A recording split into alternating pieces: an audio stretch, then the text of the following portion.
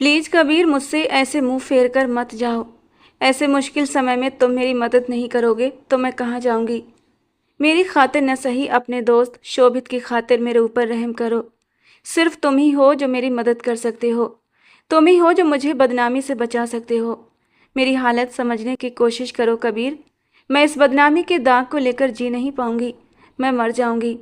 वो आंखों में आंसू भर के उस बेदर्द इंसान को देख रही थी जिसे उसकी हालत पर जरा भी तरस नहीं आ रहा था। तुम तो मोहब्बत के मामले में बहुत ही कच्ची निकली अबनी। कल तक मेरे दोस्त शोभित से मोहब्बत के वादे करने वाली लड़की आज मेरे सामने मुझसे शादी के लिए भीख मांग रही है। शर्म आनी चाहिए तुम्हें। क्या गुजरेगी शोभित की आत्मा पर। अगर वो जिंदा होता तो तुम्हारी इस बेवफाई को देखकर वो दोबारा मर जाता। हैरत है मुझे शोभित पर, जो उसने तुम जैसी लड़की से मोहब्बत की थी। तुम्हारा जमीर गवारा कर लेगा ये कि कल तक तुम मेरे दोस्त शोभित की बाहों में थी और आज आज तुम मुझसे शादी करना चाहती हो। अगर तुम्हारे जज्बातों में इतनी ही ज़्यादा आग लगी है तो इन्हें शांत करने के और भी तरीके हैं। मैं तुम जैसी लड़कियों के झांसे में नहीं आऊँगा, समझी तुम। उसने एक उंगली उठाकर सामने रोती बिलखती अवनी को धमकी दी थी और अवनी को अपनी सारी उम्मीदें टूटती नजर आ रही थी। ऐसा मत कहें कबीर। मैं जो कुछ भी कर रही हूँ वो सिर्फ और सिर्फ शोभित की खातिर ही तो कर रही हूँ। मैं शोभित के बच्चे को इस दुनिया में लाना चाहती हूँ, लेकिन नाजायज का ठप्पा लगाकर नहीं, बल्कि जायज बच्चा। शोभित के बच्चे को बाप का नाम देना चाहती हूँ। ये तो तुम भी अच्छी तरह जानते हो कि शादी से पहले लड़की माँ बन जाए तो उसके बच्चे को ये समाज नहीं अपनाता। मैं मानती हूँ मुझसे गलती हुई, लेकिन मुझे क्या पता था शोभित मुझे इस तरह बीच मझधार में छोड़कर चला जाएगा। हमने छुपकर शादी कर ली थी और सबके सामने भी हम जल्दी ही शादी करने वाले थे, लेकिन उससे पहले ही शोभित की जिंदगी की डोर टूट गई और उसकी निशानी अब मेरे पेट में पल रही है। मैं तुमसे वादा करती हूँ कि 1 साल के अंदर अंदर तुम्हारी जिंदगी से निकल जाऊंगी। रोते रोते वो उसके कदमों में बैठ चुकी थी और कबीर जल्दी से 2 कदम पीछे हटा था। उसे खुद भी समझ नहीं आ रहा था वो करे तो क्या करे। उसका दोस्त शोभित जो इस तरह अचानक इस दुनिया से चला गया था, वो तो उसके गम से ही बाहर नहीं निकल पा रहा था, और अब ऊपर से ये सच्चाई कि अपनी शोभित के बच्चे की माँ बनने वाली है। वो बुरी तरह परेशान हो चुका था। शोभित उसका दोस्त ही नहीं बल्कि भाई से भी बढ़कर था। दोस्त की खातिर शायद वो इस लड़की को अपना भी लेता और अपने दोस्त के बच्चे को अपना नाम भी देता, लेकिन उसकी नज़रों के सामने उसकी मंगेतर सोनिया का चेहरा घूम गया था। उसकी मंगेतर थी और जल्दी ही दोनों की शादी भी होने वाली थी। बेबसी में उसने अपनी मुट्ठियां कसकर भींच ली थीं। उसे समझ नहीं आ रहा था कि करे तो क्या करे। एक गहरी सांस लेते हुए उसने अपना आखिरी फैसला सुना दिया। सॉरी अबनी, मैं तुम्हारी कोई मदद नहीं कर सकता। कबीर ने अपना पैर छुड़ाया और वहां से बाहर की ओर कदम बढ़ा दिए। पीछे जमीन पर बैठी अबनी ने अपने आंसू रगड़कर साफ किए थे। रोते रोते उसकी आंखें लाल हो चुकी थीं। कबीर की तरफ देखे बिना उसने ठंडे लहजे में कहा था, कबीर, अगर तुमने मेरी मदद नहीं की तो मैं मर जाऊंगी और मेरी मौत का जिम्मेदार सिर्फ और सिर्फ तुम और तुम्हारा दोस्त होगा। कबीर ने एक नज़र पलटकर उसकी ओर देखा था। उसकी आंखें गुस्से से लाल थीं। वो लंबे लंबे डग भरता उसके पास आया और एक झटके से उसके बाजू पकड़कर खींचकर अपने सामने खड़ा किया था, और फिर उसका मुंह दबोचते हुए गुस्से से बोला, मैडम अवनी, रातें रंगीन आप किसी और के साथ करें और धमकियां आप मुझे दें, ऐसा तो नहीं चलेगा। और जहां तक तुम्हारे मरने का सवाल है तो मुझे कोई फर्क नहीं पड़ता, बल्कि तुम्हें तो बहुत पहले मर जाना चाहिए था। जब शोभित इस दुनिया में नहीं है तो तुम उसके बिना जीकर क्या करोगी, वो भी इस पाप की गठरी को लेकर। उसने एक तिरस्कार भरी नज़र उसके पेट पर डाली थी और अपनी तड़प उठी थी। क्या मेरे मरने से तुम्हें वाकई कोई फर्क नहीं पड़ेगा? वो अब उसकी आंखों में देख रही थी। एक लम्हे के लिए वो डगमगाया, मगर अगले ही पल खुद पर काबू पाते हुए कहा, हाँ, मुझे कोई फर्क नहीं पड़ेगा। ये कहकर वो वहां से चला गया। मत भूलो कि मेरे साथ साथ शोभित का ये बच्चा भी मर जाएगा। वो चीखी और अपने घुटनों पर सिर रखकर फूट फूट कर रोने लगी। उसे समझ नहीं आ रहा था कि वो क्या करे। उसे अपनी जिंदगी से नफरत महसूस हो रही थी। कबीर, जो इससे इतनी सख्त बातें सुनाकर बाहर निकल गया था, खुद को शांत करने की भरपूर कोशिश करने लगा, लेकिन एक अजीब सी बेचैनी उसके तन मन में भरी हुई थी। अवनी की आंसू भरी गुलाबी आंखें उसकी नज़रों के सामने से हट नहीं रही थीं। वो खुद को लाख समझाने की कोशिश कर रहा था। वो शोभित की मोहब्बत है, मैं कैसे उसे अपनी ज़िंदगी में शामिल कर सकता हूँ। लेकिन फिर अवनी की मजबूरी का सोचकर उसके दिलो दिमाग में एक बेचैनी भरने लगती थी। क्यों शोभित, क्यों किया तुमने ऐसा? क्यों कुछ कमज़ोर से पलों में बहकर अपनी निशानी उस लड़की के वजूद में छोड़कर चले गए? काश तुमने उसके साथ पूरे समाज के सामने शादी की होती, तो आज मेरी आत्मा पर यूं बोझ न पड़ता। वो बाहर गाड़ी से टेक लगाए बुरी तरह बेचैन हो रहा था। बालों को मुट्ठी में फंसाता सरदर्द कम करने की कोशिश कर रहा था।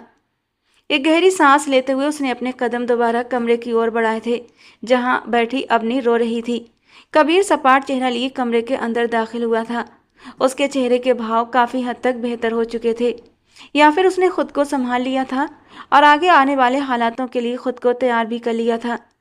वो सवालिया नज़रों से उसके चेहरे की ओर देखने लगी।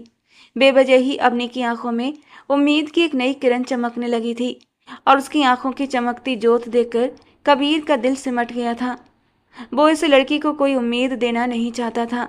वो जानता था ये पहले से ही टूटी हुई है।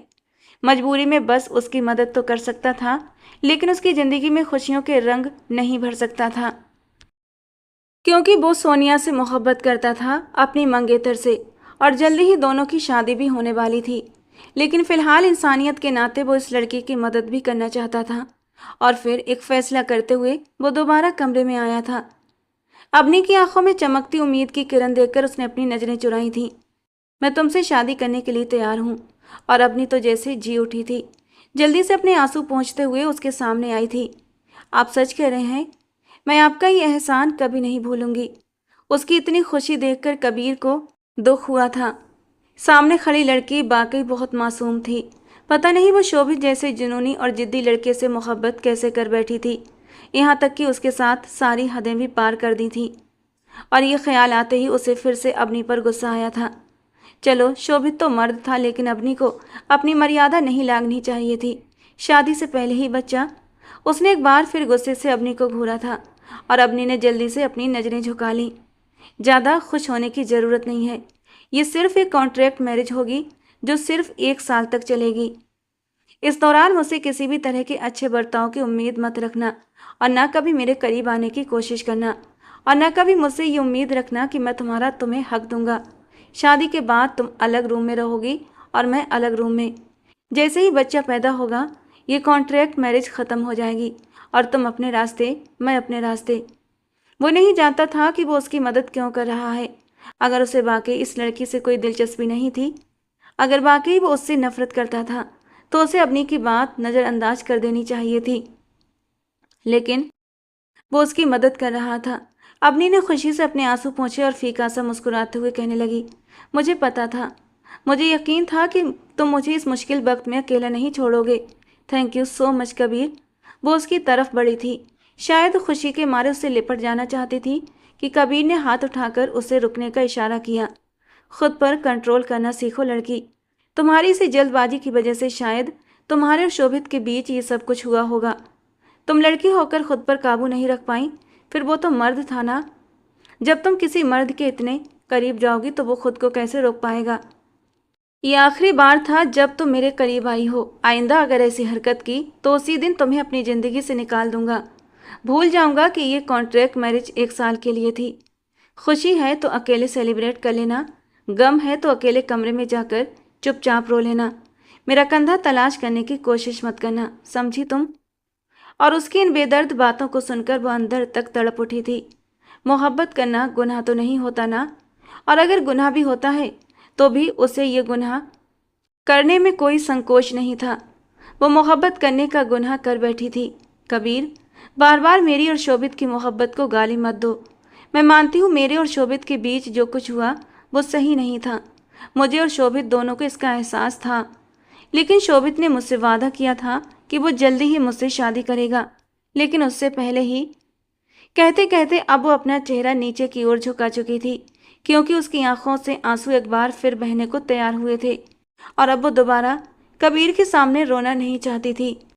कबीर ने उसकी आंखों में आंसू देख लिए थे, लेकिन वो चुपचाप खड़ा रहा।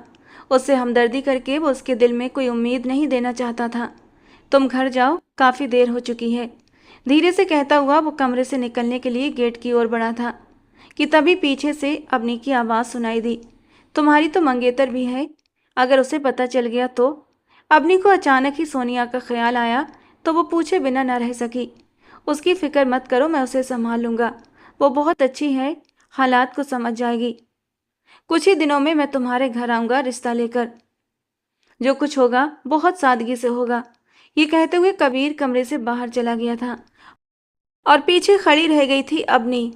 जिंदगी ने उसे कहाँ से कहाँ लाकर खड़ा कर दिया था, पहले शोभित और अब कबीर। शोभित का ख्याल आते ही जैसे उसके गले में कांटे से चुभने लगे थे। भगवान तुम्हें कभी माफ़ नहीं करेगा शोभित, कभी नहीं। वो रोते रोते वहीं सोफे पर बैठ चुकी थी। कबीर एक बहुत बड़ा सर्जन था, दूर दूर तक उसका नाम था। भगवान ने उसके हाथों में जादू दे रखा था। जिस मरीज को भी देखता था उसे नई जिंदगी मिल जाती थी और ये सब करके कबीर को बेहद खुशी महसूस होती थी।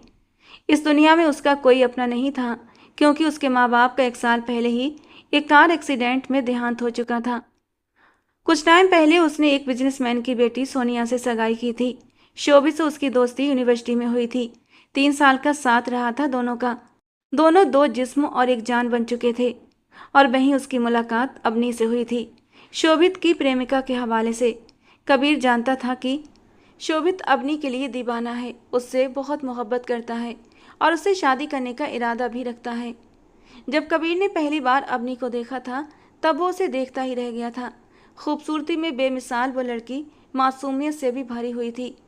उसे हैरत हुई थी कि इतनी खूबसूरत और मासूम सी लड़की उसके दोस्त शोभित के प्यार में कैसे पड़ गई, क्योंकि शोभित बेहद गहरी काली रंगत और मोटे डील डॉल का लड़का था। कद भी छोटा था, हमेशा हीन भावना का शिकार रहता था। लेकिन जब से अवनी उसकी ज़िंदगी में आई थी वो खुश रहने लगा था। अवनी को देखकर कबीर को हैरत जरूर हुई थी, लेकिन खैर उसने सुना था कि प्यार अंधा होता है और आज उसने देख भी लिया था। धीरे धीरे शोभित की वजह से अवनी से भी उसकी बातचीत हो जाती थी, लेकिन कभी कभी वो बहुत ज़्यादा उलझ जाया करता था, क्योंकि जब भी वो शोभित और अवनी के साथ होता उसे ऐसा लगता जैसे अवनी शोभित के साथ कंफर्टेबल नहीं है। उसकी आंखों में एक डर, एक बेचैनी होती जो शायद वो किसी से कह नहीं पाती थी। कबीर को देखकर उसकी आंखों में एक हल्की सी चमक उभरती थी, मगर शोभित की वजह से उसने कभी भी अवनी से फ्रेंडली होने की कोशिश नहीं की थी। उसने कभी सोचा भी नहीं था कि वो अब इन हालातों में इस लड़की से मिलेगा। शोभित की मौत हादसाती थी, सबको ही उसकी मौत का बहुत गम था। कबीर तो शोभित की मौत से टूट कर रह गया था। एक वही तो इकलौता सहारा था उसका, जिससे वो अपने सुख दुख शेयर कर लिया करता था। पर जब अवनी ने उसे बताया कि वो शोभित के बच्चे की माँ बनने वाली है तो उसके सर पर जैसे पहाड़ टूट पड़ा था। कितनी ही देर तक वो अवनी को आंखें फाड़े देखता रह गया था। वो छोटी सी लड़की जिसकी उम्र मुश्किल से 19-20 साल होगी, वो अपनी सारी हदें पार कर गई थी। पहली बार उसे अवनी से घिन महसूस हुई थी। कबीर पूरी रात उस लड़की के बारे में सोचता रहा। उसके सिर में तेज दर्द होने लगा था। मैं आखिर क्यों उस लड़की की तरफ झुक रहा हूँ? मैं क्यों उसकी मदद कर रहा हूँ, जबकि मैं जानता हूँ वो लड़की गलत है। अपने माँ बाप की इज्जत किसी गैर मर्द की बाहों में लुटाकर वो उसके बच्चे की माँ बनने वाली थी। इसके बावजूद भी मैं उस लड़की की मदद क्यों कर रहा हूँ? बल्कि उस लड़की को तो सज़ा मिलनी चाहिए, और मैं हूँ कि उसकी मदद कर रहा हूँ। क्यों, आखिर क्यों? क्यों मेरा दिल उसे रोते हुए नहीं देख पाया? अब वो अपने बाल जोर जोर से खींचने लगा। ये लड़की मुझे पागल कर देगी। उसने जोर से सारा सामान ड्रेसिंग टेबल से नीचे गिरा दिया था। कांच टूटने की आवाज़ सुनकर गार्ड तेजी से कमरे में दाखिल हुआ था। कबीर ने उसे गुस्से से घूरा तो वो उसी तेजी से कमरे से बाहर निकल गया। शायद शोभित की वजह से। शोभित मेरा जान से प्यारा दोस्त था और मैं नहीं चाहता कि उसके प्यार को, अवनी को, उसके बच्चे को तकलीफ हो। शायद इसीलिए उसने खुद को समझाया था। अवनी के पापा मनोज जी डॉक्टर कबीर सिंघानिया को पहले से जानते थे। उसका बहुत नाम सुना था उन्होंने, लेकिन जब वो खुद उनके घर अपना रिश्ता लेकर आया तो उन्हें अपनी किस्मत पर यकीन नहीं हो रहा था, बल्कि वो तो खुशी से फूले नहीं समा रहे थे। दरअसल पंडित मनोज प्रसाद जी मंदिर में पुजारी थे, बहुत ही सरल, धार्मिक और सादे स्वभाव के इंसान। उन्हें वैसे भी शोर शराबा और हंगामे अच्छे नहीं लगते थे। जब कबीर ने उन्हें कहा कि वो सादगी से मंदिर में 7 फेरे लेकर अवनी को अपनाना चाहता है, बिना किसी तामझाम के तो मनोज प्रसाद जी की आंखों में संतोष उतर आया। उन्हें तसल्ली हुई थी, चलो उनकी बेटी अब सम्मान और पूरे संस्कारों के साथ अपने नए जीवन की शुरुआत करेगी। एक हफ्ते के भीतर ही कबीर ने उसके साथ पूरे विधि विधान से विवाह कर लिया था और उसे अपने घर सिंघानिया हवेली ले आया। जब वो उस महल जैसे घर में पहली बार कदम रख रही थी तो उसकी आंखें हैरानी से खुली की खुली रह गईं। शोभित के मुंह से उसने कभी सुना था कि कबीर बहुत अमीर है, उसका घर किसी राजा के महल के जैसा है, लेकिन उसने इस बात को मजाक समझा था। उसे लगा था शायद कोई आम सा बड़ा सा घर होगा, लेकिन ये तो वाकई में किसी राजमहल से कम नहीं था, भव्य, शांत और बेहद खूबसूरत। उसका मन उस सुंदरता में कुछ पल को खो सा गया था और तभी कबीर ने उसका हाथ पकड़कर धीरे से कहा, अब ये घर तुम्हारा है, लेकिन सिर्फ 1 साल के लिए। कबीर की आखिरी बात पर अवनी के दिल में एक सन्नाटा सा उतर गया और फिर चुपचाप अपनी नजरें झुकाकर कबीर के साथ साथ चलने लगी। जैसे ही उसने लॉन्च में कदम रखा था, सामने ही उसकी नज़र सोनिया पर पड़ी, जो जले पैर की बिल्ली बनी बेचैनी से लॉन्च में चक्कर काट रही थी। कबीर को देखकर वो जल्दी से उसके पास आई। उसके पहलू में खड़ी उस लड़की को देखकर वो चौंकी थी। अवनी की हालत भी सोनिया से अलग नहीं थी। वे दोनों ही अपनी अपनी जगह जड़ हो गई थीं। ये यहाँ पर क्या कर रही है? ये तो शोभित की गर्लफ्रेंड थी ना? उसने कांपती हुई आवाज़ में पूछा। ये सिर्फ कुछ वक्त के लिए इसी हवेली में रहेगी, ये मजबूर है और इसे पनाह की ज़रूरत है, और मैं ये सब कुछ शोभित के लिए ही कर रहा हूँ। क्या मतलब? मुझे डिटेल में बताओ, मैं तुम्हारी बात समझी नहीं। सोनिया के माँ बाप स्विट्जरलैंड गए हुए थे तो वो सोनिया को भी साथ ले जाना चाहते थे, लेकिन उसने मना कर दिया और कह दिया कि इतने दिन तक वो कबीर के साथ रहना चाहती है। सोनिया की फैमिली बहुत लिबरल थी। शादी से पहले लड़का लड़की एक दूसरे के साथ अकेले में वक्त बिताएं, इस बात पर उन्हें कोई संकोच नहीं था, बल्कि उनका मानना था ये तो अच्छी बात है कि लड़का लड़की शादी से पहले ही एक दूसरे को समझ लें, और इसीलिए उन्होंने कुछ दिन के लिए सोनिया को कबीर के घर रहने की इजाज़त दे दी थी। वो आज ही अपना सूटकेस लेकर सिंघानिया हाउस में आ चुकी थी, लेकिन अब सामने खड़ी अवनी को देखकर वो उलझन का शिकार हुई थी। फिलहाल तो सोनिया, मैं बहुत ज़्यादा थका हुआ हूँ, अपने कमरे में जाकर आराम करना चाहता हूँ। तुम प्लीज़ मेरे कमरे में कॉफ़ी भिजवा दो और थोड़ी देर बाद मेरे पास आ जाना, मुझे तुम्हारी बहुत ज़रूरत है। वो उसके माथे पर प्यार देते हुए बोला। ये देखकर अवनी ने बेचैनी से अपना पहलू बदला था और कबीर सिंघानिया ने कनखियों से अवनी के बदलते हाव भाव देखे थे। उसने ये जो हरकत की थी ये जानबूझकर की थी, क्योंकि वो पहले दिन से ही अवनी को उसकी हद में रखना चाहता था। वो नहीं चाहता था अवनी उसके हवाले से कोई भी सपने सजाना शुरू कर दे। हालांकि इस वक्त कबीर का मन सिर्फ और सिर्फ तन्हाई चाहता था। कबीर कमरे में जा चुका था और अब सोनिया और अवनी आमने सामने खड़ी थीं। न जाने क्यों अवनी को सोनिया से पहले ही दिन जलन सी होने लगी थी। कबीर के जाने के बाद वो अवनी की तरफ मुड़ी। मैं नहीं जानती तुमने कौन सा जाल बुना है और तुमने मेरे मासूम से कबीर को अपने काबू में कर लिया है। अगर तुम्हें दौलत चाहिए तो तुम मुझे बता दो, मैं अभी और इसी वक्त पूरे 5 करोड़ रुपये तुम्हारे अकाउंट में ट्रांसफ़र कर दूंगी। लेकिन मेरे कबीर पर गंदी नज़र रखने की सोचना भी मत, तुम्हारी आंखें निकाल लूँगी मैं। सोनिया ने उंगली उठाकर उसे वार्निंग दी थी। उसकी लालच देने पर अवनी धीरे से बोली, मुझे पैसों की ज़रूरत नहीं है, मैं पैसों की भूखी नहीं हूँ। कबीर ने आपको कहा है ना कि वो आपको कुछ समय बाद सब कुछ बताएंगे, तो आप प्लीज़ थोड़ा सा इंतज़ार करें। ये कहकर वो वहाँ से जाने लगी थी कि सोनिया ने कसकर उसका बाजू पकड़ लिया और झटकते हुए कहा, तुम आखिर खुद को समझती क्या हो? तुम्हारी औकात क्या है? तुम एक मामूली से आदमी की बेटी हो जिसकी तनख्वाह इतनी कम है कि वो मुश्किल से 2 वक्त की रोटी अपने बच्चों को खिला सकता है। मैं अच्छे से जानती हूँ कि तुम्हारे इरादे नेक नहीं हैं। 2-4 झूठे आंसू बहाकर तुमने कबीर के दिल में हमदर्दी तो पैदा कर ली और तुम यहाँ तक पहुँच भी गई हो, मगर मैं तुम्हें कबीर के दिल तक कभी भी पहुँचने नहीं दूंगी। इसी हफ्ते मैं कबीर से शादी करूँगी और ये खबर पूरे मीडिया में धूमधाम से फैलेगी। इस शादी के बाद सबसे पहले मैं तुम्हें इस घर से धक्के मार कर निकालूंगी। आप कोशिश करके देख लें, हो सकता है आप कामयाब भी हो जाएं। वो अपने होठों पर दिल जला देने वाली मुस्कान सजाते हुए बोली। सोमना, कबीर नौकरानी को बुलाता हुआ कमरे से बाहर निकला। इस लड़की को इसका कमरा दिखा दो और इसे समझा दो कि इसे यहाँ किस तरह से रहना है। कबीर ने अवनी की तरफ इशारा करते हुए अपनी नौकरानी को समझाया तो वो तेजी से हाँ में सर हिलाने लगी। यार सोनिया, अब आ भी जाओ। मैं तुम्हारा कितनी देर से कमरे में इंतजार कर रहा हूँ। मेरे सिर में तेज दर्द हो रहा है। जब तक तुम मेरे सिर को नहीं दबाओगी मुझे सुकून नहीं मिलेगा। तुम जानती हो ना, तुम ही मेरी पेन किलर हो। सोनिया तो खुद को हवाओं में उड़ता हुआ महसूस कर रही थी, जबकि अवनी का दिल कर रहा था कि वो सोनिया को जिंदा जमीन में गाड़ दे या फिर इसे ऐसी जगह फेंक दे जहाँ से वो कभी वापस ना आ सके। सोनिया तेजी से कबीर के कमरे के अंदर दाखिल हो गई, जबकि अवनी अपने कमरे में चली गई। उसका कमरा भी बहुत खूबसूरत और बड़ा था। बालकनी से नीचे झांक कर देखा तो वहाँ पर एक बड़ा सा स्विमिंग पूल भी बना हुआ था। स्विमिंग पूल को देखकर उसका दिल जोर जोर से धड़कने लगा। अतीत का एक हादसा उसकी आंखों के सामने घूमने लगा था। उसकी तबीयत अचानक ही खराब होने लगी, सांसें बुरी तरह फूलने लगीं। जब वो पहली बार शोभित से मिलने के लिए उसके घर गई थी तब वो बहुत ज़्यादा बेचैन हो रही थी। उसे शोभित से एक अजीब सी वाइब आ रही थी और डर भी लग रहा था। उस दिन शोभित उसे लेकर घर के पिछले हिस्से की तरफ गया जहाँ एक स्विमिंग पूल बना हुआ था।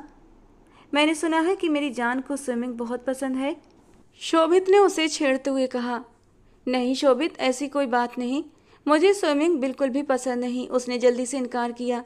मगर मुझे तो अच्छी लगती है और मैं चाहता हूँ कि तुम्हें भी आनी चाहिए।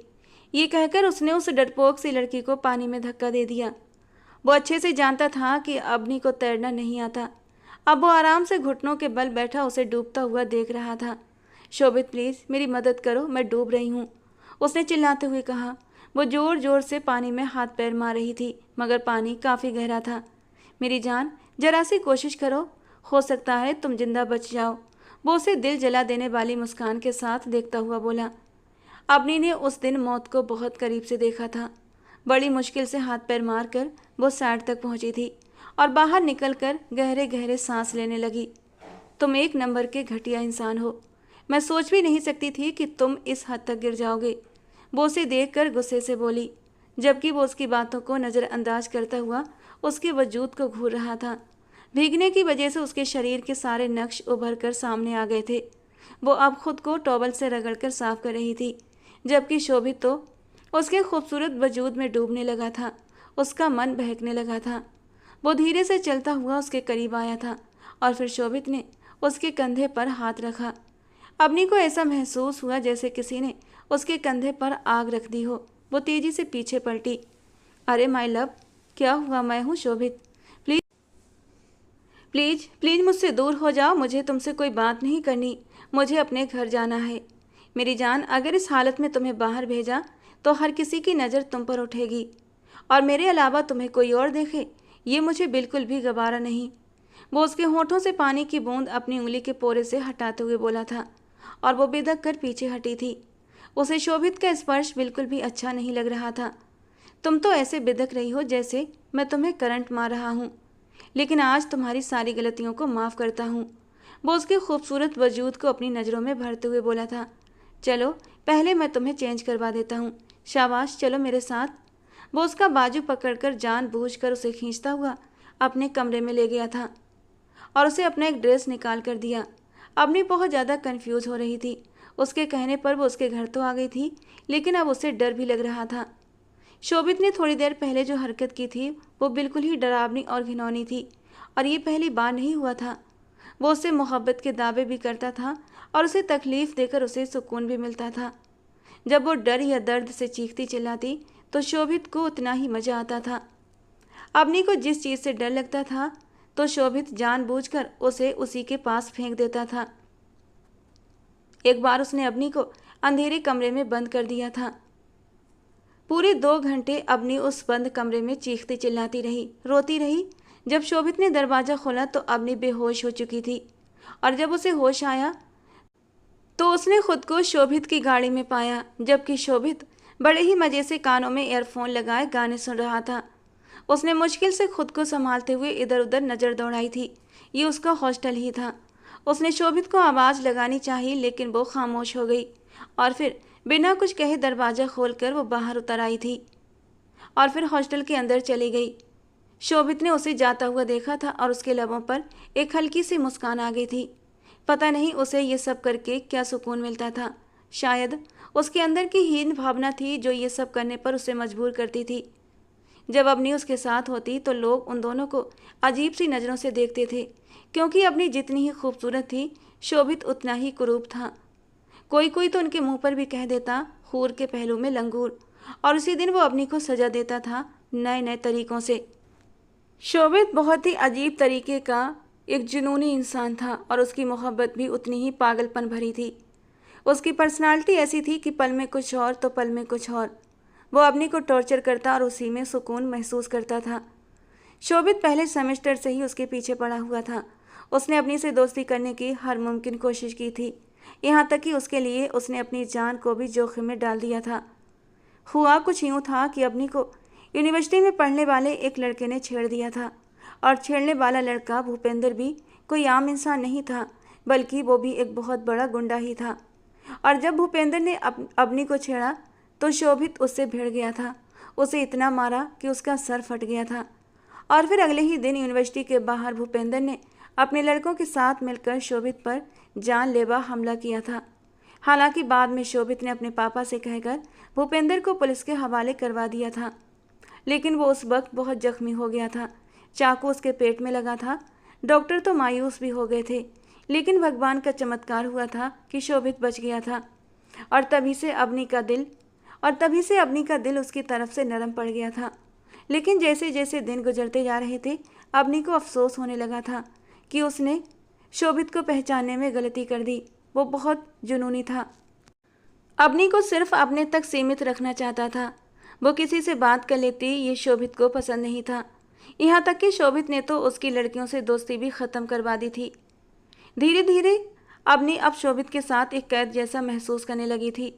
उसके दोस्तों में एक कबीर भी था, शांत मिजाज, संजीदा स्वभाव और सिर्फ अपने काम से काम रखने वाला। अवनी का दिल कबीर की पर्सनालिटी में अटकने लगा था। उसके बात करने का अंदाज, उसका प्यार भरा व्यवहार अवनी को बहुत पसंद था। एक दिन उसने बातों बातों में शोभित के सामने कबीर की तारीफ कर दी थी और शोभित ने गुस्से में आकर उसका मुंह दबोच लिया था। आइंदा तुम्हारे मुंह से मैं किसी और की तारीफ ना सुनूं। कहना क्या चाहती हो कि मैं बदसूरत हूँ और कबीर हैंडसम, यही कहना चाहती हो ना तुम?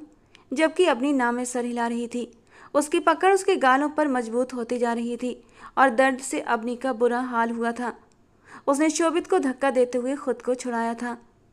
समय के साथ अवनी को एहसास होने लगा कि वो एक नंबर का पागल और साइको टाइप का इंसान है, जो उसे बस तकलीफ देने के लिए अपनी ज़िंदगी में लाया। अवनी उसके चंगुल से निकलना चाहती थी, मगर अब कोई रास्ता नहीं बचा था। उसने खुद ही अपने लिए सारे रास्ते बंद कर लिए थे। अब तो उनकी डिग्री भी ख़त्म हो चुकी थी। कबीर एक बहुत अच्छा सर्जन बनना चाहता था और अपने सपने को पूरा करने के लिए वो जी जान से लगा हुआ था, जबकि शोभित अपने पापा का बिजनेस संभालना चाहता था। दोनों अपनी अपनी पढ़ाई पूरी करके यूनिवर्सिटी से निकल चुके थे। अवनी ने भी एक मल्टीनेशनल कंपनी में नौकरी की, तो शोभित ने वहाँ से भी उसे निकलवा दिया। ना वो उसे शादी करने के लिए रिश्ता भेज रहा था और ना ही उसे किसी के अधीन काम करने दे रहा था और ना ही अपनी कंपनी में जगह दे रहा था।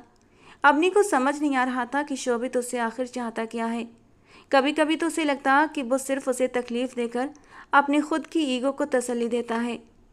एक दिन वो उसे लेकर लॉन्ग ड्राइव पर गया था और यह भी उसकी जिद पर ही हुआ था। अवनी ने तो लाख मना किया, लाख उसे समझाया, शोभित मैं नहीं आ सकती, प्लीज़ समझो। लेकिन वो तो जैसे सुन ही नहीं रहा था। उसकी आवाज़ में धमकी थी, अवनी अगर अभी इसी वक्त तुम मुझसे मिलने नहीं आई तो मैं तुम्हारे घर पहुंच जाऊंगा और सबको हमारे रिश्ते के बारे में बता दूंगा। ये सुनकर अवनी का दिल जोर जोर से धड़कने लगा था। वो डर गई थी। समाज, परिवार, सबके सामने उसकी इज्जत दांव पर थी। कांपते दिल से वो उसके बताए हुए लोकेशन पर पहुंच चुकी थी। शोभित बहुत तेज ड्राइव कर रहा था, हवाओं से बातें करता हुआ, जैसे उसे ज़िंदगी से नहीं मौत से प्यार हो गया हो। अवनी घबराई हुई थी। शोभित प्लीज़ धीरे चलाओ, मुझे डर लग रहा है। उसकी आवाज़ में एक कपकपी थी।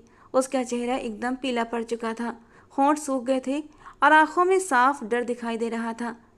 लेकिन शोभित के अंदर का शैतान जैसे और भी जाग उठा।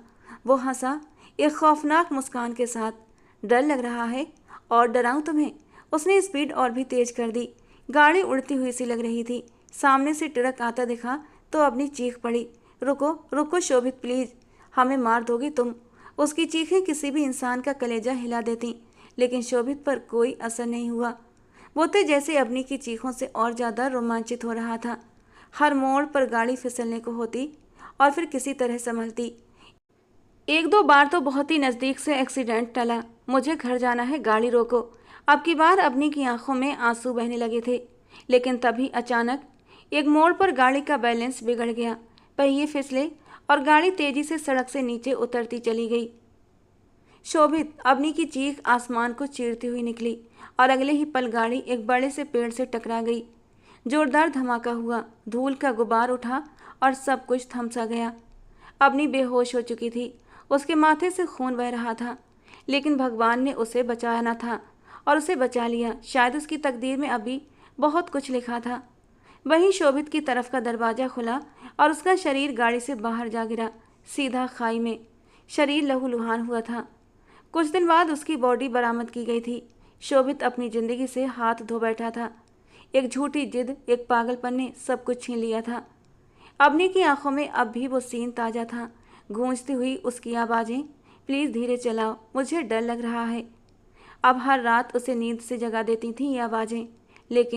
लेकिन उसकी मौत की खबर सुनकर सबसे ज़्यादा राहत अवनी को हुई थी। उसका बस चलता तो पूरी दुनिया में मिठाई बांट देती। लेकिन एक और राज सामने आने से वो बुरी तरह टूट चुकी थी। जब उसे इस बात का एहसास हुआ तो वो बहुत रोई थी। बंद कमरे में तड़प तड़प कर रोई थी। क्यों भगवान जी, क्यों क्यों किया ऐसा? क्यों मुझे ये ज़िंदगी भर का दर्द दे दिया? ये मोहब्बत इतनी बेदर्द क्यों होती है? जिसे हम पाना चाहते हैं वो हमसे इतना दूर क्यों होता है? वो रोते हुए भगवान से शिकवा कर रही थी। लेकिन उसने एक मजबूत फैसला किया था। वो इस तरह हार नहीं मान सकती। अपनी ज़िंदगी में खुशियाँ भरने का हक हर किसी को होता है और उसने फैसला कर लिया कि मैं भी अपनी ज़िंदगी में खुशियों के रंग भरूंगी। आखिरी दम तक अपनी खुशियों के लिए जंग करूंगी। वो खुदगर्ज हो गई थी, ये सोचे बिना कि कबीर की एक मंगेतर भी है और वो उससे मोहब्बत करता है और जल्दी ही उससे शादी भी करने वाला है। लेकिन अपनी खुदगर्जी में वो कबीर से शादी करने का फैसला कर चुकी थी और किसी तरह वो कबीर को शादी के लिए मना भी चुकी थी और आज कबीर की पत्नी बन भी चुकी थी। भले ही ये शादी कॉन्ट्रैक्ट पर हुई थी, लेकिन उसके दिल को सुकून था। सोनिया कबीर के कमरे में बैठी हुई थी। कबीर का सर उसने अपनी गोद में रखा हुआ था और धीरे धीरे अपनी उंगलियों से उसके सर की मसाज कर रही थी। लेकिन कबीर को सुकून मिलने की बजाय एक बेचैनी थी जो उसे घेरती जा रही थी। जब कबीर ने एकदम से उसका हाथ झटक दिया। क्या हुआ कबीर? वो एकदम से घबरा गई। कुछ नहीं, आप जाओ यहाँ से। अरे मैं तब तक नहीं जाऊँगी जब तक तुम्हें आराम नहीं मिल जाता। सोनिया, मैं इस वक्त सोना चाहता हूँ, प्लीज़ यहाँ से चली जाओ। कबीर का दिल एकदम से सब कुछ से ऊब चुका था। ये सब तुम उस लड़की की वजह से कर रहे हो ना Kabir? For God sake Sonia, मैंने तुम्हें पहले ही कहा था। I don't even care about her, she is pregnant. और तुम्हें पता है कि बच्चा किसका है? मैं जानता हूँ तुम यकीन नहीं करोगी, मगर वो बच्चा शोभित का है। और उस लड़की ने मुझे धमकी दी थी कि अगर मैंने उसकी मदद ना की, उसे अपने घर में पनाह न दी, तो वो उस बच्चे को गिरा देगी। वो अपने माथे पर बदनामी का टीका लगाकर इस बच्चे को दुनिया में नहीं लाएगी। मैं डर गया था सोनिया। मैं एक मासूम को अपनी आंखों के सामने मरते कैसे देख सकता था? वो शोभित का बच्चा है, मेरे दोस्त का बच्चा। वो इस दुनिया में आएगा सोनिया, ज़रूर आएगा। और उसके लिए चाहे मुझे कुछ भी क्यों ना करना पड़ता। बस इसीलिए मजबूरन मुझे उस लड़की से शादी करनी पड़ी। ये सिर्फ एक कॉन्ट्रैक्ट मैरिज है, 1 साल के लिए। तुम मेरा साथ दो सोनिया, 1 साल बाद मैं उसे तलाक दे दूंगा। वो बच्चे को लेकर हमारी ज़िंदगी से निकल जाएगी। यही हमारी डील हुई है। उसके बाद हम अपनी ज़िंदगी में आगे बढ़ जाएंगे। वो उठकर बैठते हुए सोनिया के हाथों को अपने हाथों में ले गया था। ये तुम क्या कह रहे हो कबीर? क्या वो इतने करीब आ गए थे? सोनिया ने हैरानी से आंखें फैलाते हुए कहा। उन्होंने छुपकर शादी की थी। ओह माय गॉड, मुझे तो पहले ही शक था कि उन दोनों के बीच कुछ तो सीरियस चल रहा है। खैर, अब तो मर चुका है, तो उसकी बुराई करने के बजाय तुम प्लीज़ यहाँ से चली जाओ और मेरे हाल पर थोड़ा सा रहम कर दो। आज पूरा दिन ही बहुत हेक्टिक था। मैं वाकई में थक गया हूँ। सिर्फ एक सवाल पूछूंगी कबीर। कबीर ने लंबी सांस ली और उसकी तरफ सवालिया नज़रों से देखा। ये सिर्फ इंसानियत के नाते है या फिर तुम्हारे दिल में उसके लिए कुछ फीलिंग्स हैं? सच सच बताना कबीर, तुम मुझसे मोहब्बत करते हो ना? ऑफ कोर्स सोनिया, मैं तुमसे प्यार करता हूँ और इसी वजह से तो तुमसे जुड़ा हूँ, वरना मेरा दिमाग ख़राब था क्या? वो प्यार से सोनिया के हाथों को थामते हुए बोला था और सोनिया एकदम से खुश हो गई। Oh Kabir, I really love you और मुझे तुम पर बहुत यकीन है। मुझे पता है तुम कभी भी मुझे धोखा नहीं दोगे। जहाँ तक उस लड़की का सवाल है तो वो भी बहुत जल्द हमारी ज़िंदगी से निकल जाएगी। यार मैं सोच रही थी हम इसी हफ्ते शादी कर लें। मैं बाद में तुमसे इस बारे में बात करूँगा, कबीर ने बात टालते हुए कहा और करवट बदल कर लेट गया, जबकि वो भी कमरे से बाहर निकल आई थी। लेकिन अब वो काफ़ी हद तक संतुष्ट हो चुकी थी। जाने से पहले वो अवनी से मिलने गई थी। वो गहरी नींद में सो रही थी। उसे यूं सुकून से सोता देख सोनिया के अंदर गुस्से की आग भड़क उठी थी और उसी गुस्से में आकर उसने उस पर पानी से भरी बाल्टी उंडेल दी। वो हड़बड़ाकर उठ बैठी और गहरी गहरी सांसें लेने लगी। सामने ही सोनिया खड़ी थी। ओह, क्या मैंने तुम्हें जगा दिया? असल में बात यह है कि तुम मेरे मंगेतर के घर उसके बिस्तर पर इस तरह सोती हुई जरा भी अच्छी नहीं लग रही थी।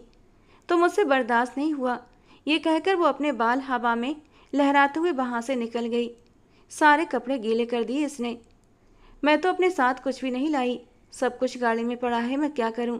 ड्राइवर भी अपने घर चला गया और चाबी तो कबीर के पास होगी।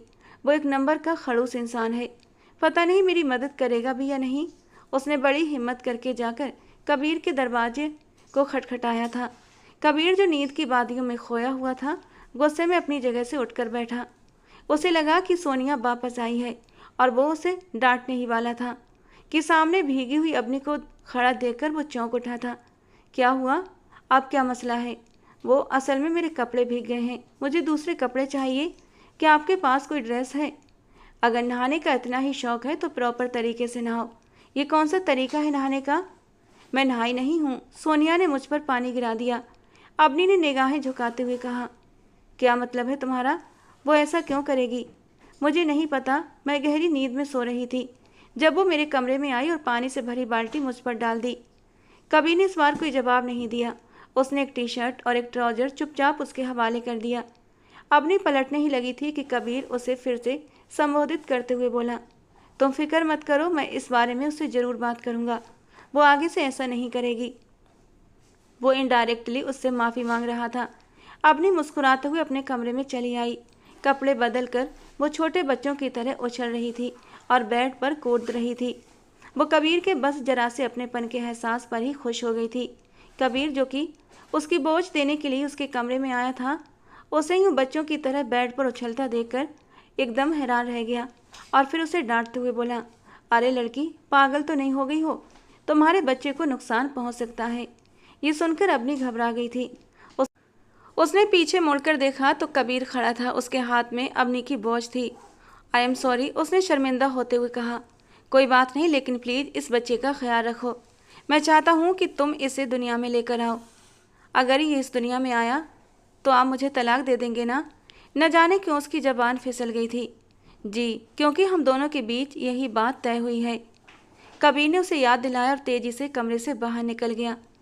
सोनिया अगले दिन अपना बोरिया बिस्तर लेकर कबीर के घर आ गई थी। मैंने डिसाइड किया है, जब तक हमारी शादी नहीं हो जाती तब तक मैं परमानेंट यहीं रहूँगी। पहले वो सिर्फ दिन में कबीर के साथ रहती थी, लेकिन अब परमानेंट वाली बात सुनकर कबीर भी परेशान हुआ था। तुम पागल तो नहीं हो गई हो? कुछ भी समझ लो, लेकिन मैं तुम्हें उस लड़की के साथ अकेला नहीं छोड़ सकती। सोनिया, मैं कोई छोटा बच्चा नहीं हूँ और ना ही कॉलेज का कोई इनमेच्योर लड़का हूँ जो जज्बात में बहक जाऊँ। फिर भी मर्द का क्या भरोसा? क्या तुम मुझे ऐसा वैसा समझती हो? Come on Sonia, you know कि आई बिलीव यू। मैं बस सावधानी बरत रही हूँ, वो उसकी टाई ठीक करते हुए बोली। मुझे कुछ भी समझ नहीं आ रहा। मुझे तो लग रहा है कि तुम दोनों औरतें मिलकर मुझे पागल कर दोगी। और जो हरकत तुमने कल उसके साथ की थी ना, वो बिल्कुल भी ठीक नहीं थी। मुझे बहुत गुस्सा आया था। ओह, तो क्या उसने मेरी शिकायत कर दी तुमसे? नहीं, वो बेचारी तो मेरे पास सिर्फ कपड़े लेने आई थी। यार, क्या तुम्हें उस पर जरा भी तरस नहीं आता? तुम क्यों उसके साथ मुकाबला करती हो खुद का, जबकि तुम जानती हो कि तुम्हारा और उसका कोई मुकाबला नहीं। हाँ, क्योंकि मैं उससे कई गुना बेहतर हूँ, सोनिया ने गर्दन अकड़ाते हुए कहा। इतना घमंड भी अच्छा नहीं होता। मैं ये नहीं कह रहा कि तुम खुद को आसमान की ऊंचाइयों पर पहुंचा दो, मैं बस ये कह रहा हूँ कि उस लड़की की इज्जत करो, अब वो मेरी पनाह में है। कबीर की बात सुनकर सोनिया का तन बदन जलने लगा था, लेकिन वो उसका मूड खराब करना नहीं चाहती थी। दिन का समय था, वो किचन में अपने लिए जूस बना रही थी जब सोनिया भी वहां पर आ गई और अपने लिए मैक्रोनी गर्म करने लगी। उसने जानबूझकर गर्म चम्मच अबनी के हाथ पर रख दिया और फिर जल्दी से पीछे हटते हुए माफ़ी भी मांगने लगी। तकलीफ के मारे अबनी का बुरा हाल था। एक तो वो पहले ही बहुत कमज़ोर और नाजुक सी थी। जलन का एहसास उसे बेचैन कर रहा था। कबीर, जो कि मीटिंग के बाद घर के अंदर आया था, किचन से आने वाली चीखें सुनकर बेचैन हो गया। दौड़ता हुआ वो अबनी के पास गया और उसका बाजू पकड़कर चेक करने लगा। उसकी कलाई बुरी तरह लाल हो चुकी थी। जल्दी से फर्स्ट एड निकालकर उसने उसकी बाजू पर ट्यूब लगाई। ये सब कैसे हुआ? तुम्हें कितनी बार कहा है ध्यान से काम किया करो। वो सोनिया को पूरी तरह नज़रअंदाज करते हुए अबनी के बाजू पर फूंक मार रहा था। सोनिया बहुत ज़्यादा घबरा गई थी।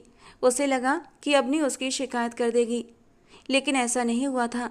अबनी ने कुछ भी नहीं कहा। वो बस इतना बोली कि बस गलती से हो गया, मैं अब ठीक हूँ। ये कहकर अबनी वहाँ से भागती हुई चली गई थी। सोनिया की आंखें बेख्तियार कबीर की नज़रों से मिली थीं। वो भी कुछ कहे बिना वहाँ से निकल गया था। अब उसे अंदाजा हो गया था कि अबनी अपनी मासूमियत और खूबसूरती से कबीर को पूरी तरह अपने काबू में कर लेगी। कबीर और सोनिया डिनर के लिए बाहर गए हुए थे, जबकि अबनी लॉन्ज में बैठी टीवी देख रही थी। नौकरानी उसके पास आई। बीबी जी, क्या मैं यहाँ पर बैठ सकती हूँ? हाँ हाँ, क्यों नहीं, बैठ जाओ, अबनी ने लापरवाही से कहा। क्या आपको जलन नहीं होती? देखिए ना, कबीर साहब ने आपके साथ विवाह किया है और फिर भी सोनिया मैडम के साथ घूमते हैं। आपको उनके साथ डिनर पर जाना चाहिए था। नहीं, मुझे जलन नहीं होती, क्योंकि मैं जानती हूँ कि मैं उनकी ज़िंदगी में सिर्फ कुछ ही वक्त के लिए आई हूँ, जबकि सोनिया परमानेंट है। लेकिन वो सोनिया मैडम से मोहब्बत तो नहीं करते ना? आपकी बार उसने चौंक कर उस नौकरानी के चेहरे की ओर देखा था। तुम्हें इस बारे में किसने बताया? अगर वो उनसे मोहब्बत करते तो फिर उनके कमरे में आपकी जगह उनकी। इससे पहले कि वो कुछ और कहती, उसका मोबाइल बज उठा। बीबी जी, मैं जा रही हूँ, मेरे पति की कॉल आ गई है, वो मुझे लेने आए हैं। जल्दी में कहकर वो हवेली से बाहर निकल गई और अपनी सोच में पड़ गई कि नौकरानी क्या कहने वाली थी। अगले दिन वो उसका बेसब्री से इंतजार करने लगी, मगर नौकरानी ने छुट्टी कर ली। उसे अब हर चीज़ पर गुस्सा आ रहा था। वो सुबह से ही मुंह फुलाए घूम रही थी। कबीर की आज छुट्टी थी और सोनिया भी अपने घर वापस चली गई थी, क्योंकि उसके पेरेंट्स ने उस पर गुस्सा किया था। रात का समय था। जनवरी की वो सर्द रात थी। हर तरफ अजीब सा सन्नाटा पसरा हुआ था। हवाएं कांच की खिड़कियों से टकराकर अजीब सी आवाज़ें निकाल रही थीं, जैसे कोई दस्तक दे रहा हो। घर में अबनी बिल्कुल अकेली थी। घड़ी की सुइयां धीरे धीरे रात के 12 बजा चुकी थीं, लेकिन कबीर का कोई अता पता नहीं था। अबनी की नज़र बार बार दरवाजे की ओर उठ जाती, फिर खिड़की पर टिक जाती। बाहर घना अंधेरा था और मौसम बहुत ज़्यादा ठंडा हो चुका था। और तभी अचानक से बिजली चली गई। पूरा घर अंधेरे में डूब गया। कबीर उसके डर के मारे खुद से निकला था। हाथ कांपते हुए मोबाइल उठाने लगे और कबीर को कॉल किया। कॉल जा रही थी, लेकिन कोई रिस्पॉन्स नहीं था। वो बेचैन हो उठी। तेज़ बारिश शुरू हो चुकी थी। जनवरी की उस रात में बारिश जैसे सर्दी को और तीखा बना रही थी। खिड़की से टपकती बूंदों की आवाज़ और बाहर की तूफानी हवाएं मिलकर माहौल को और भी डरावना बना रही थीं। मगर अबनी को इन सबसे फ़र्क नहीं पड़ रहा था। उसे बस एक ही चिंता थी, कबीर कहाँ है?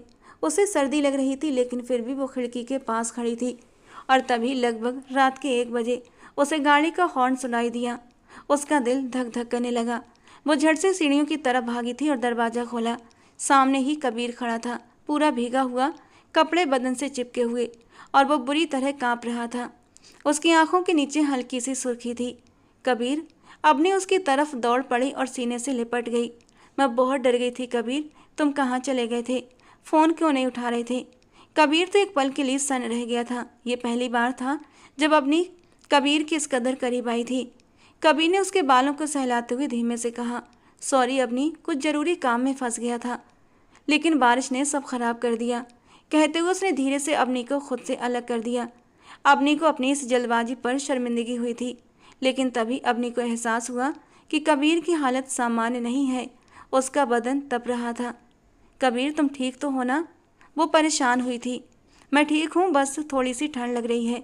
एक कप कॉफ़ी बना दो ना प्लीज़, मैं कमरे में जा रहा हूँ। अवनी रसोई की ओर भागी और फौरन कॉफ़ी बना लाई। जब वो कमरे में दाखिल हुई तो देखा कबीर कम्बल में लिपटा हुआ कांप रहा था। उसके माथे पर हाथ रखा तो उसे तेज बुखार था। कबीर तुम्हें तो बहुत तेज बुखार है। उसकी आंखें भर आईं। कबीर ने कांपते होठों से कहा, मुझे बहुत ठंड लग रही है, प्लीज़ थोड़ा सा मेरे पास आओ ना। तुम्हारे पास रहने से शायद कुछ राहत मिले। अपनी धीरे से उसके पास बैठ गई थी। उसके दिल में दया भी थी और प्यार भी और थोड़ा सा डर भी।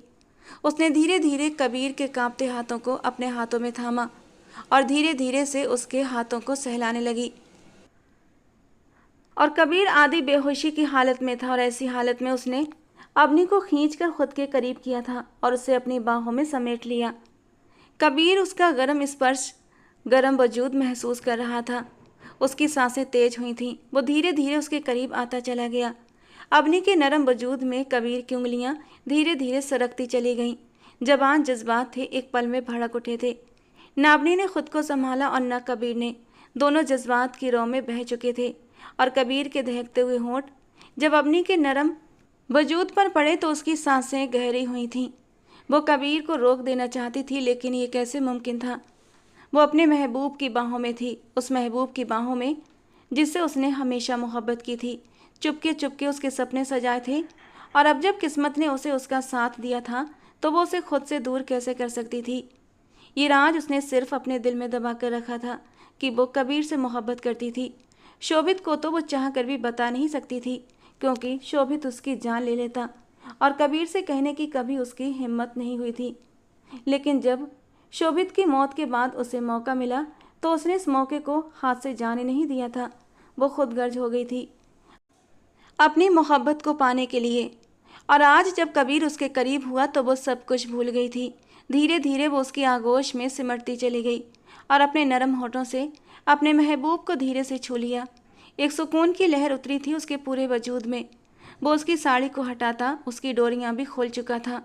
उसकी नरम धड़कनों में अपना चेहरा छुपाता वो धीरे धीरे मदहोश होने लगा था। अवनी ने कोई विरोध नहीं किया। पहली बार उसने कबीर को इतना पास महसूस किया था। जज्बातों से लबरेज, नरम, बेबस, वो भी उसकी बाहों में खोने लगी। ठंडी रात में बुखार में तपते जिस्म के बीच मोहब्बत की एक अलिखित जुबान जन्म ले रही थी। धीरे धीरे उनके जज्बात तेज होते चले गए। सांसों की रफ्तारें बदलने लगीं और फिर एक लम्हा ऐसा आया जब दोनों हर हद पार कर गए। जो रिश्ता अब तक सिर्फ नाम का था वो अब वजूद की गहराई तक उतर चुका था। रात बहुत धीमी बीती थी और सुबह की हल्की रोशनी जब कमरे में उतरी तो कबीर की आंख खुली। वो कुछ देर तक यूं ही लेटा रहा, फिर माथा पकड़ते हुए उठा। कुछ अजीब सा सपना देखा, उसने धीरे से अपने मन ही मन में बड़बड़ाया था।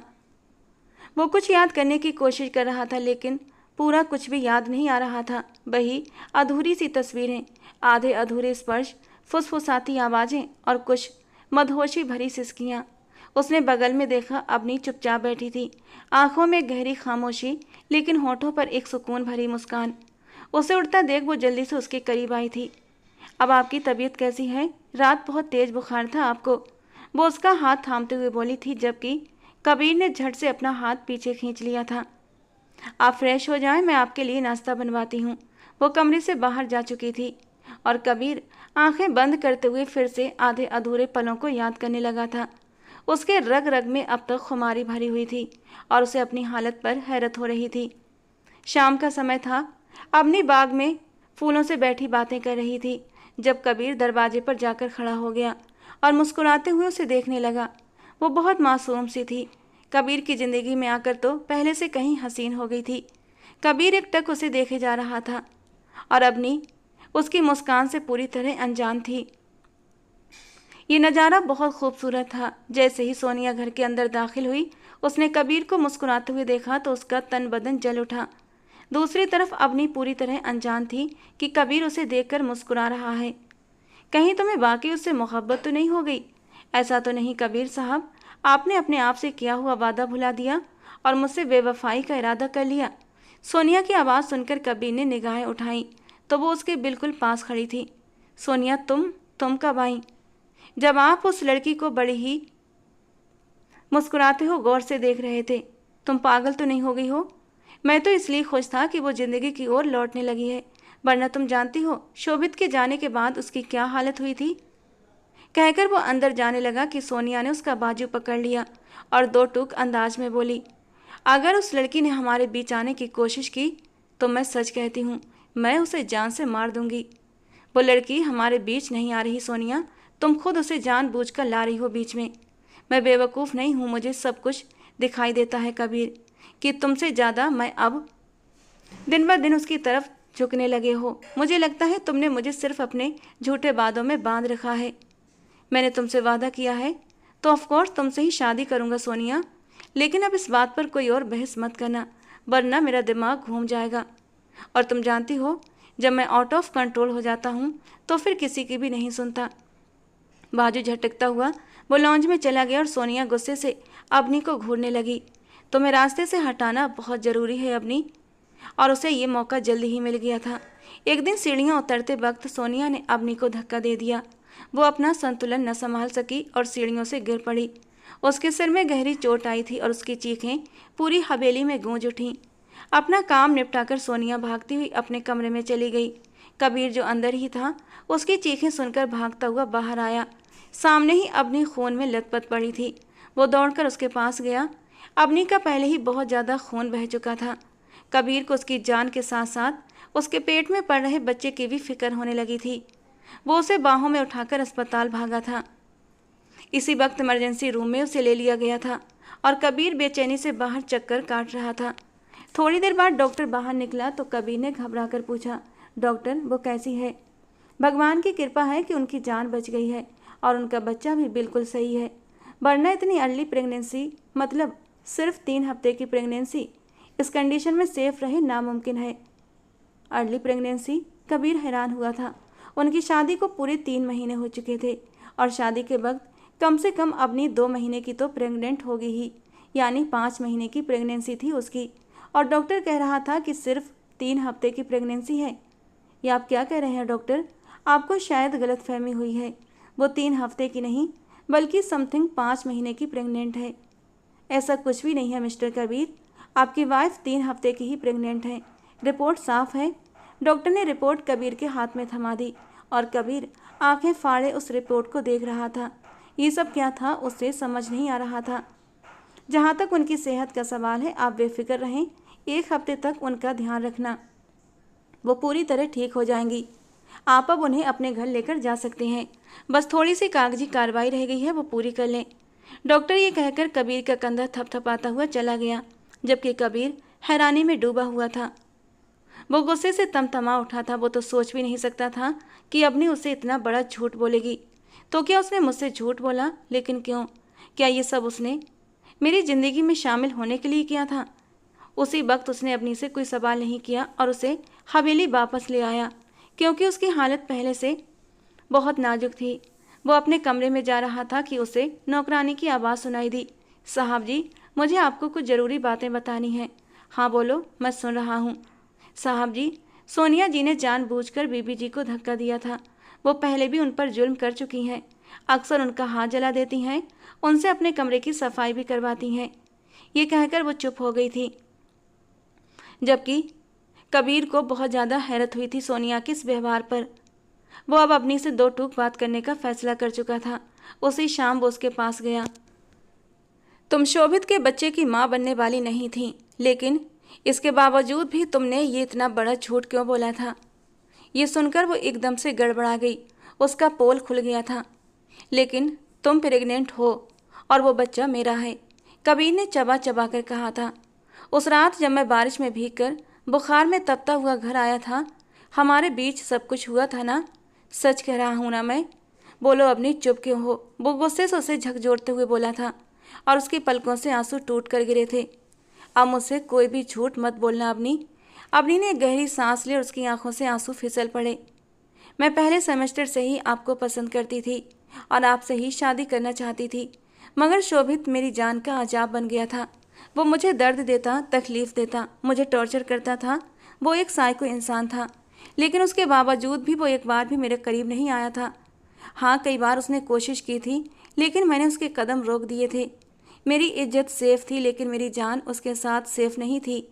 फिर जब शोभित की मौत हुई तो मेरे दिमाग में ये ख्याल आया कि इस बहाने से मैं अपने पसंदीदा इंसान के साथ कुछ वक्त गुजार सकूंगी। आपने 1 साल के लिए मुझसे कॉन्ट्रैक्ट मैरिज की थी। मैंने सोचा था मैं कुछ समय तक आपके साथ रहूंगी, और रही बात शोभित के बच्चे की, जो था ही नहीं, तो मैं बहाना कर दूंगी कि बच्चा खुद ही गिर गया। लेकिन उस रात जब आप मेरे करीब आए तो मैं खुद को रोक नहीं पाई और हमारे बीच सब कुछ हो गया। मुझे माफ़ कर दो।